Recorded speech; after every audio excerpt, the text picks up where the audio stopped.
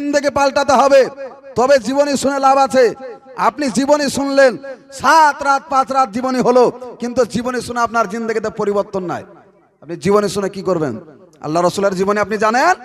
আল্লাহ রসুল সাল্লাল্লাহু তাআলা আলাইহি ওয়াসাল্লামের বিবি উম্মাহাতুল মুমিনিন হযরতে আয়েশা সিদ্দিকা রাদিয়াল্লাহু তাআলা আনহা বলেন, আমি রাসূলুল্লাহ সাল্লাল্লাহু তাআলা আলাইহি ওয়াসাল্লাম গভীর রাত, আমি আয়েশা যখন রাত্রিবেলাতে ঘুম ভেঙে গেল, আমি দেখি আমার রাসূলুল্লাহ সাল্লাল্লাহু তাআলা আলাইহি ওয়াসাল্লাম সালাতের মধ্যে কিয়াম করে রাত্রের মধ্যে দাঁড়িয়ে আছে। জোরে বলুন সুবহানাল্লাহ।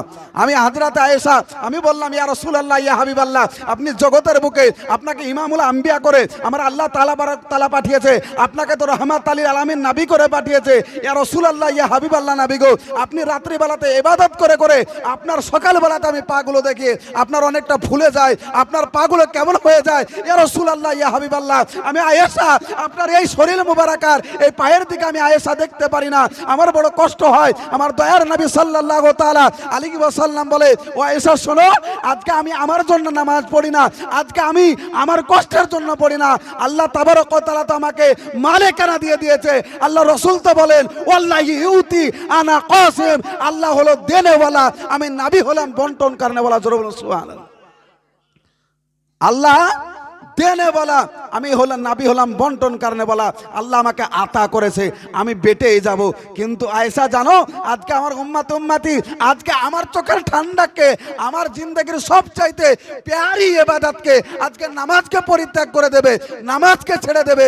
সেই জন্য আয়েশা, আমি আমার উম্মতির জন্য এই রাত্রি জেগে নামাজ পড়ি। জোর বলা যাবে না সুবহানাল্লাহ। এ রাসূলুল্লাহ সাল্লাল্লাহু তাআলা আলাইহি ওয়াসাল্লামের উসুলকে এবং কওলকে যারা না মান্য করে চলবে, তাদের জিন্দেগি বৃথা হয়ে যাবে। যার দিলে রাসূলের মহব্বত না থাকবে, তার ইবাদত বেকার হয়ে যাবে।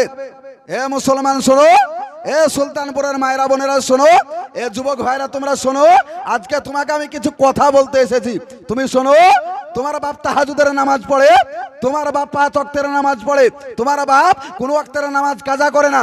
ওই তুমি কি ভাবো, তুমি কি জানো তোমার বাপ, তুমি মনে করো তুমি জান্নাত কিনে নিয়েছে, তোমার বাপ তাহাজ্জুদের নামাজ পড়ে জান্নাত কিনে নিয়েছে, কিন্তু তুমি জানো না আমার রাসূলুল্লাহ সাল্লাল্লাহু তাআলা আলাইহি ওয়াসাল্লাম বলেন, হুকুকুল্লাহ এবং হুকুকুল ইবাদ, একটা হলো বান্দার হক, একটা হলো আল্লাহর হক। কেউ যদি আল্লাহর হক কেউ যদি নষ্ট করে দেয়, তাকে আল্লাহ তাবারক ওয়া তাআলা রহমত করে নবীর সাদকাতে জান্নাত দিতে পারে, জান্নাত দিতে পারে।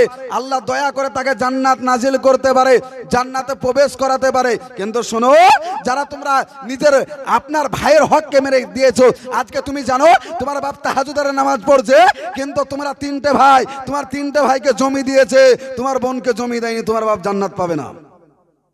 এটাই হাদিস, এটাই রাসূলুল্লাহর উসুল।